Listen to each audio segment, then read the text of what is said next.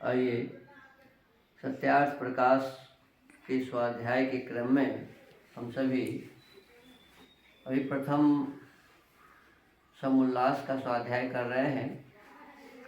भूमिका में महर्षि दयानंद सरस्वती जी लिखते हैं कि हम इस ग्रंथ को 14 भागों में लिखते हैं, 14 समुल्लासों में लिखते हैं, जिसमें प्रथम समुल्लास में ईश्वर के ओंकार आदि नामों की व्याख्या, द्वितीय समुल्लास में संतानों की शिक्षा, तृतीय समुल्लास में ब्रह्मचर्य पठन पाठन व्यवस्था, सत्यासत्य ग्रंथों के नाम और पढ़ने पढ़ाने की रीति, चतुर्थ समुल्लास में विवाह और गृहाश्रम का व्यवहार, पंचम समुल्लास में वानप्रस्थ और संन्यासाश्रम का विधि, छठे समुल्लास में राजधर्म, सप्तम समुल्लास में वेदेश्वर विषय, अष्टम समुल्लास में जगत की उत्पत्ति स्थिति और प्रलय, नवम समुल्लास में विद्या अविद्या बंध और मोक्ष की व्याख्या, दसवें समुल्लास में आचार अनाचार और भक्ष्याभक्ष्य विषय, एकादश समुल्लास में आर्यावर्ती मत मतांतर का खंडन वंडन विषय, द्वादश समुल्लास में चारवाक बौद्ध और जैन मत का विषय,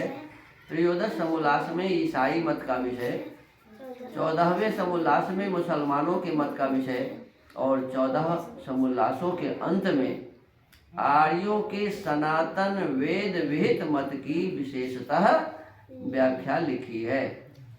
कहते हैं जिसको मैं भी यथावत मानता हूँ। देखो, सनातन वेद जो कहता है वही सनातन है। सनातन का मतलब क्या हुआ? वेद में जो लिखा हुआ है वही सनातन है, माने सब दिन से है। वेद के विपरीत जो कुछ भी बातें लोग चला देते हैं वह सनातन नहीं है। तो कहते हैं महर्षि दयानंद सरस्वती जी कि वेद में जैसा लिखा है उसको मैं भी वैसा ही मानता हूँ, वही सनातन धर्म है।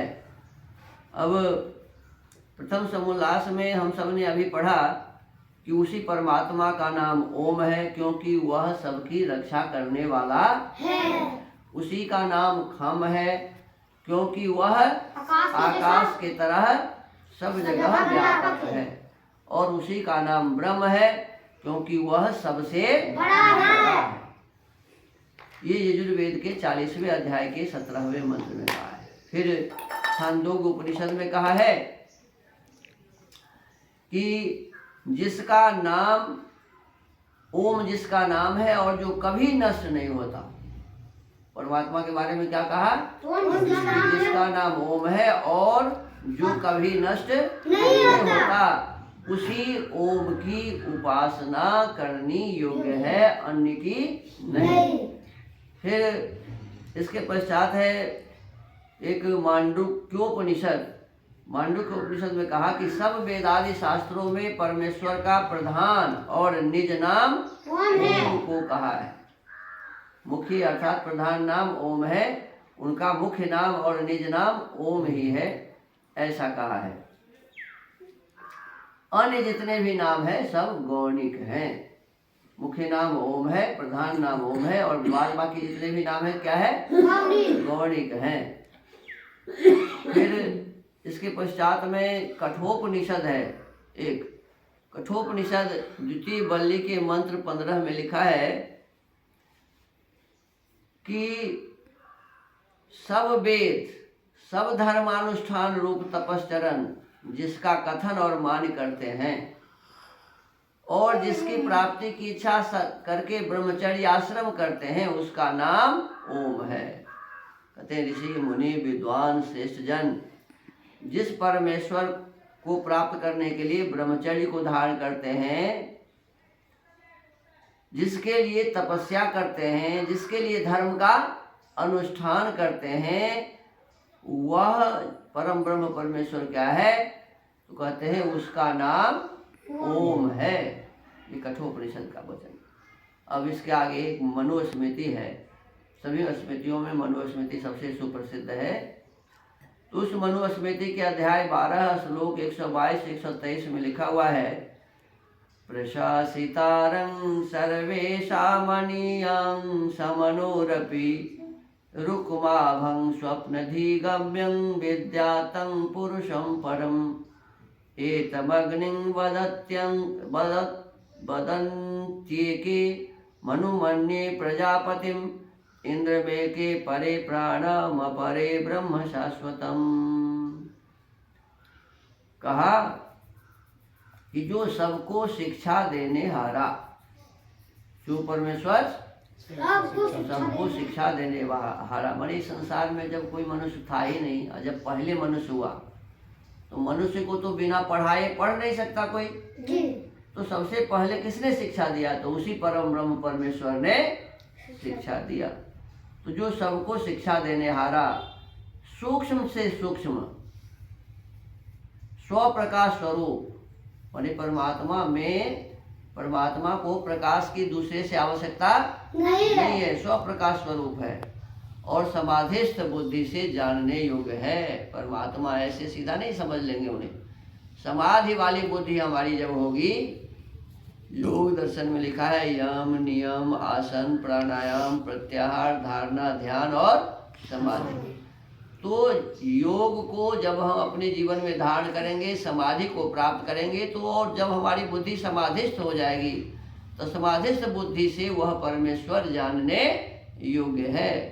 कहते हैं उसको परम पुरुष जानना चाहिए। परम पुरुष किसको जानना चाहिए? जो सबको शिक्षा देने वाला है, जो सूक्ष्म से सूक्ष्म है, जो प्रकाश स्वरूप है, जो समाधिस्थ बुद्धि से जानने योग्य है, उसको परम पुरुष जानना चाहिए। इस प्रकार की बातें बताई गई। फिर कहा और स्वप्रकाश होने से अग्नि, परमात्मा का नाम क्या है जी? अग्नि। क्यों? कि उसमें स्वयं प्रकाश है।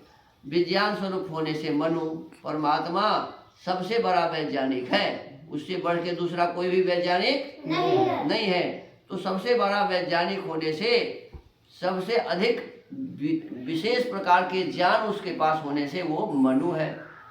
और सबका पालन करने से उनका नाम प्रजापति है। सबका पालन करने से परमेश्वर का नाम क्या है जी? प्रजापति है। और परमेश्वरवान होने से, परमात्मा से अधिक संपत्ति किसी के पास नहीं है। परमात्मा से के पास जितना धन है उसके किसी को पास नहीं, जैसा ऐश्वर्य उसके पास है किसी के पास नहीं। तो कहते हैं परम ऐश्वर्यवान होने से उसका नाम क्या है? इंद्र है। सबका जीवन मूल होने से परमात्मा का नाम प्राण है। सबका जीवन मूल होने से परमात्मा का नाम क्या है जी? प्राण है। देखो प्राण एक क्षण भी हम नहीं लेंगे तो रह सकते हैं क्या? नहीं रह सकते। तो कहते हैं वह परमात्मा प्राण इसलिए कहता है कि सबके जीवन का मूल है, जड़ है। और निरंतर व्यापक होने से परमेश्वर का नाम ब्रह्म है। हर जगह हर क्षण वो व्यापक रहता है, इसलिए उसका नाम क्या है? ब्रह्म है। तो इस प्रकार से मनु महाराज कहते हैं कि वह परमात्मा सबको शिक्षा देने वाला है, सूक्ष्म से सूक्ष्म है, प्रकाश स्वरूप है, समाधि बुद्धि से जानने योग्य है। उसी का नाम अग्नि है, उसी का नाम मनु है, उसी का नाम प्रजापति है, उसी का नाम इंद्र है, उसी का नाम प्राण है और उसी का नाम ब्रह्म है। तो इस प्रकार से हमें भी उस परम ब्रह्म परमेश्वर को जानना समझना चाहिए। और समाधिस्थ बुद्धि से ही वो जानने योग्य है। इसीलिए हमारी बुद्धि को समाधिस्थ बनाने के लिए योग का जीवन में धारण करना चाहिए, यम नियम का नियमित पालन करना चाहिए।